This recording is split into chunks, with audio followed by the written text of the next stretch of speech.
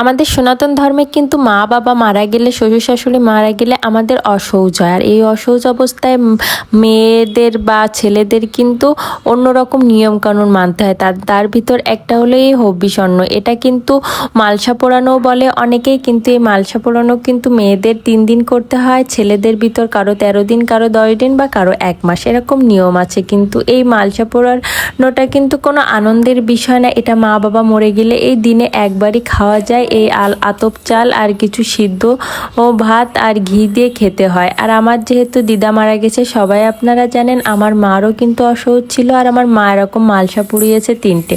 আর একটার ভিডিও আপনাদের সাথে একটু শেয়ার করলাম, কারণ আপনারা অনেকেই জানেন না আমাদের সনাতন ধর্মে মা বাবা মরে গেলে তাদের সন্তানদের কতটা কষ্ট করতে হয়। এই যে আমার মার রান্না শেষ, এখন আমার মা এখানে নিজের জন্য কিছুটা রাখবে, বাকিটা আমার দিদার নামে বাড়িয়ে দেবে। আর এইটা কিন্তু দিনে একবারই খাওয়া যায়। আর এই যে মালসাটা উবুর করলে যতটুকু ভাত পড়বে ঠিক ততটুকুই খাওয়া যাবে, ওই মালসা থেকে আর দ্বিতীয়বার নেওয়া যাবে না, এমনটাই নিয়ম আছে। আর মা বাবা আমাদের জন্য কত কষ্ট করে জন্ম থেকে, আর তাদের জন্য আমরা সামান্য এইটুক কষ্ট করতে পারবো না, এরকমটাই আমাদের শাস্ত্রে আছে। আর এছাড়াও কিন্তু আমার পার্সোনালি জানি না কে কেমন নিবেন ভাববেন, আমার এই সিদ্ধ ভাত আলু আর ঘি দিয়ে খেতে অনেক বেশি ভালো লাগে।